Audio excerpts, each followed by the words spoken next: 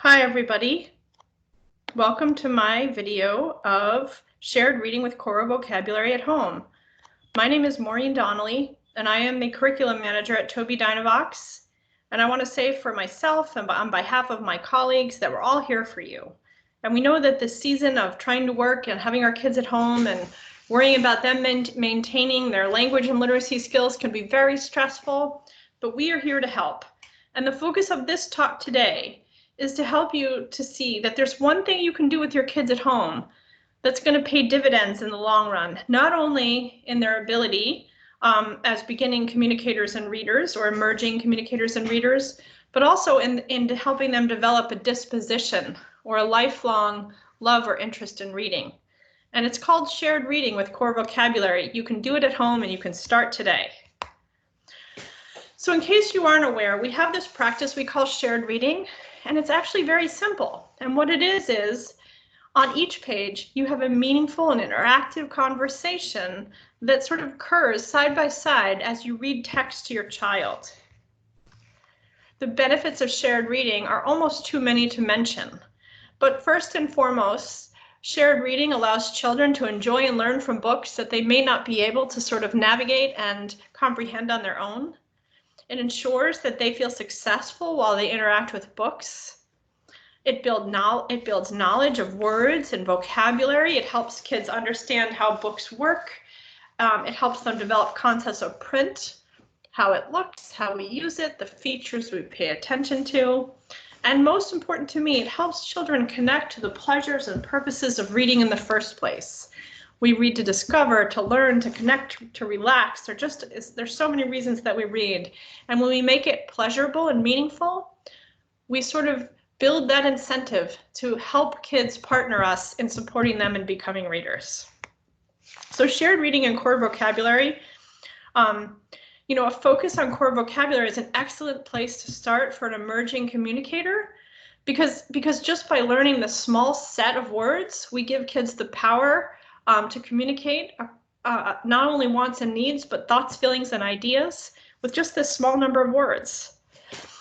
The other nice thing about shared reading and core vocabulary is that while we read, we show the child that the words we read and say are the words he or she has access to in his or her system, and that we make this really external connection between language and print. And then, last but not least, the words that comprise core vocabulary, it turns out that many of them also appear on these first grade high frequency word lists. And the reason that matters is that all of us, even us competent readers, need to have words that we know just automatically, right? We don't sound them out. We don't try to figure out what they mean. We just know them, right? And that's just one element of learning to read, but it's an important one. Because if we had to sound out or decode every word we encountered, none of us could read with comprehension. So on the one hand, we're teaching a child that he or she has these words they can use to communicate. And on the other hand, we're making this really nice connection between the fact that the words we use to communicate are also the words we read and say. Here's an example of the power of core, right? Just from the time I wake up in the morning until I get my kids on the bus, I'm going to use the word go probably 25 times. I'm going to say, come on, it's time to get up, go to the bathroom, get started, right? Oh, let's go down and have breakfast. I'll go get your cereal bowl. You stay here at the table, right? Oh, we have to go out the door. Come on, go get your backpack. I'll get it for you. Go get your shoes. Go get your brother. And now let's go to the bus stop. Hurry, hurry, go, go, go. The bus is coming. So we've used that word just a lot of times just in that authentic series of exchanges. And so if we know that this is a fun and easy and engaging but important practice, how do we get started? Very simple. It's a 3-letter acronym, CAR. First, I read the text on each page, and then I do something very simple. I make an open-ended comment, and I wait. Next, I ask for participation, and I wait. And finally, I respond to anything I get from my kid, nonverbal, verbal, AAC driven, no response at all, right? I'm gonna honor everything I get and try to make meaning of it. So the acronym CAR is one that I got from the folks, the emerging research from the Center of Literacy and Disability Studies. But in my mind, I've expanded that acronym, not just to CAR. For me, it's CW, AW, RW, because I am somebody who gets anxious and I have a lot of language and I try to fill in for my kid. But really what I really need to focus on is waiting, especially as I support AAC users. And of course, every time I find or every time I use or read or say a core word, I find and select it on my student system to show the power of that, to show, look, I'm using these words and you can too. So here are some suggestions for comments. You can share an opinion. I like butterflies, right? We're reading a book about butterflies. I might just say, after I read the text on the first page, I like them. I can also make an observation. It is pretty here, right? And all of the bolded words you see are the core words. So as I say or read them, but in this case I'm saying them, I'm going to select them. Connect to your child's life. We go to the butterfly garden. Connect to another book. It is like the book we read yesterday. I can connect it to the world. It is an insect. So it's all open-ended comments. There's categories that you could generate, but I just generated a few. Once you get that comment, you know what to do. Wait. You might get something in return without even asking for it. Here are my suggestions. Make shared reading fun. Don't make it a test of knowledge, right? If I was tested every time I read something, I guarantee you I'd stop reading. And one of the things, a really critical component of supporting any emerging or beginning reader is helping them build that disposition towards lifelong reading. And the way that we do it is we make it fun and meaningful and we honor them wherever they are in their journey. Do select a book that is interesting. Don't choose one that's too long, too hard, or not interesting. Do respect the limits of your child's attention span. Don't force your way through the book. Do ask for participation. Don't ask for knowledge, right? There's a difference. Asking for participation is, what kind of pet would you like to have? Not, show me the lion, show me the dog, right? These are different things. Do ask open-ended questions. Don't ask a series of yes/no questions. And this one is particularly challenging for me because I find a lot of my default questions are yes/no, but I stretch myself. And even when I ask a yes/no question, I'll just make a note of it and I'll try to ask something a little bit more open-ended on the next page. And once you've asked for participation, wait. 15 seconds or more. For some kids, it's 30. For some, it's 45. We've got to watch and wait. And here are my suggestions for respond. Do assign meaning to what appears to be no response. You are thinking. That's what I do when I read too. Do assign meaning to a nonverbal response. You are looking out the window. That makes sense. I want to go outside and see a butterfly too. To a random seeming hit, yes, it is a butterfly. To a meaningful response, or what appears to be a meaningful response, students likes, yes, I like it too. And you can see all of the words in bold are the words, those are core words. So here's a video that we'll listen to. This is just 3 minutes, but here's just an example of a shared reading exchange, a meaningful interactive conversation with lots of open-ended comments and open-ended questions. I'd never met this kid before, so see how it goes and listen for the comments and questions.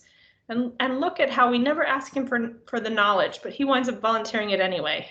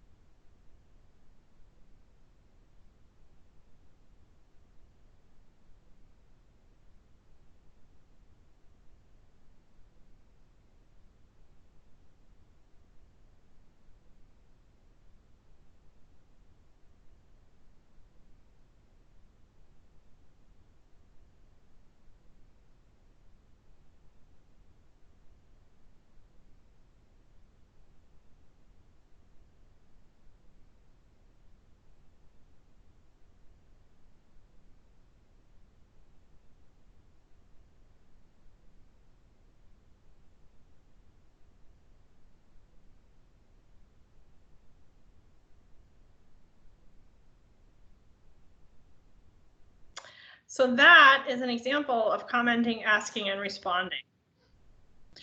Last thoughts about core vocabulary and shared reading. You can do it with any book. You can learn the location of the core words as you go. And your goal is to gradually release control so your child begins to take over. So I grabbed a page from the book Each Peach Pear Plum.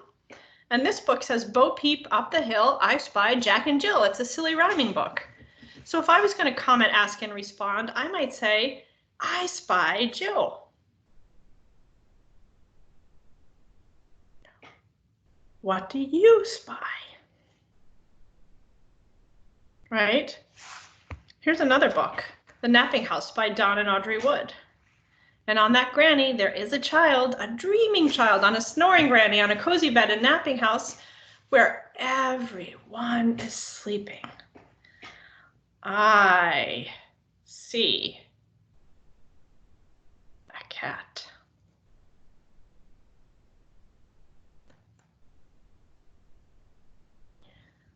What animals do you like? And so that's today's webinar about core vocabulary and shared reading. It's easy, it's fun, it builds a critical foundation for literacy and communication. It certainly can't help, and it certainly can't hurt, and it's definitely going to help. So best of luck, stay safe and healthy and happy during our coronavirus timeout. But know that you can support your child's literacy and language development with just this simple strategy. Thanks so much. Bye.